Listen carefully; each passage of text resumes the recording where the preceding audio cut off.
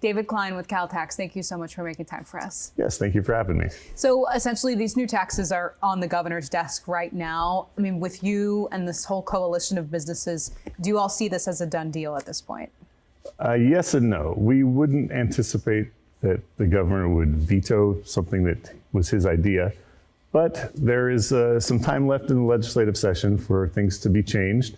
And historically, the legislature has kept working on the budget right up to the end of the session. So we're hopeful that we could convince them to undo some of the damage that these taxes would do. So sometime between like July and September, essentially, you would hope for some changes possibly. As long as the legislature is still in session, anything's possible. Okay. So, I mean, CalTax is leading this coalition again with business groups, tech groups. I saw Apple, Intuit, Fidelity, those are just a few of like apparently dozens. I mean, with the digital software sales tax coupled with the limits on research and development tax credits that the state provides, what specifically are the concerns for these groups? The biggest concerns are with the tax on software, that it is going to tax layer upon layer upon layer of transactions. So for example, the state of California doesn't tax food in most cases, if you're just buying groceries. But in this case, the grower who's growing the food is going to be paying on tax on the software. The trucking company that trucks the food to the store is going to be paying a tax on the software it uses. The store is going to be paying the tax. The marketing department, the ads, everyone is going to be paying a tax that could be, it's up to over 10% in some areas of the state. Who pays that? Ultimately, the consumer who buys the product at the shelf at the very end of all that pays for all those taxes. So tax layering or pyramiding, depending on how you want to describe it, that's the biggest problem. That California has an affordability crisis, and this tax is going to just add a tax, extra cost at every step of the process of every product. If you're manufacturing, widgets, the famous economic item that doesn't exist, it's going to cost every step of the way. And ultimately, the person at the end is holding the bag.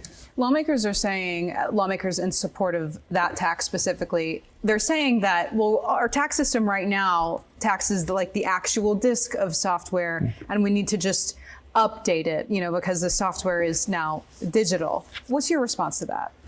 Well, first, I don't think the state is obligated to tax everything that, we have innovations. That doesn't mean that you have to automatically tax it. But the bigger situation in this case is the pyramiding and the taxing of software as a service. So not just the actual software, but if you're doing a monthly subscription, you're going to be paying that tax for forever, as long as you're using that software. And that is a major change in tax policy. And that is something that the governor just announced this a month ago, and within a month, it was fast-tracked through the legislature without any real hearings. I mean, opponents had, 2 minutes of testimony here and there to just say they opposed, and that was sort of it. But if you did an actual vetting of this idea, I think you'd see that it's going to be very, very costly for Californians. I mean, how soon do you expect, you're in the research space specifically with taxes, how soon do you see this hitting people's pocketbooks?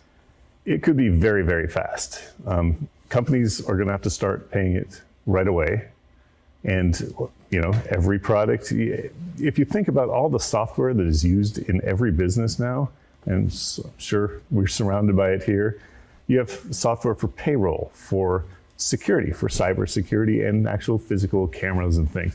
Everything we do has software involved. And if you start adding 10% or more to that cost at every step of the way, that is going to add up very quickly for the consumers. So presumably July 1st it takes effect, and then maybe within weeks, months?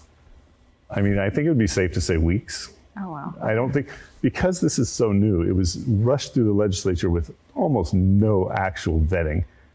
A lot of these are unknown. They didn't do a big analysis of here's what this tax is going to cost and here's the behavior it's going to change, which is always the main question. If you increase a tax, people are going to change their behavior. It is just a fact of life. So you want to know that before you just rush into it and sign it into law. ideally. In this case, I don't think they do that. The Newsom administration has said that there are several states that already have this kind of tax. What would be your response to that? Most of these states that have this kind of tax don't have all the other taxes California has to start out with. And we are a very, very high tax state for businesses. So we are already way above most of them in terms of just sheer taxing. And then a lot of them will exempt business to business transactions or have some sort of safeguard, some guardrails to keep it from getting out of hand. California doesn't have those with this proposal. And because it was rushed through so quickly, no one knows what it will really do. We think the revenue is, or the cost to taxpayers, the way we phrase it, is going to be much higher than the state has assumed. So the state assumes like $900 million a year. What's your figure? Yeah, their figure has been anywhere from 900 million to about 2 billion, I think, when fully implemented. We think it could be easily 5 to 6 times that amount, based on just the sheer amount of software. So $6 to $12 billion potentially. Very possible. Very possible. Our members are still crunching numbers, but the feedback that we've heard is that the state does not adequately account for all the software that is used by businesses and how it's going to impact everyone. Is there anything else you think we should know about this? Well, the software, it's big. It's a change in the sales tax policy big time, because now the state will be taxing a service, which it has not really done to any big extent. And that has always been a major concern for taxpayer groups and just the public. If the state decides, we're going to start applying sales tax to services, that adds huge costs to everything. So it's a step in the wrong direction in that sense.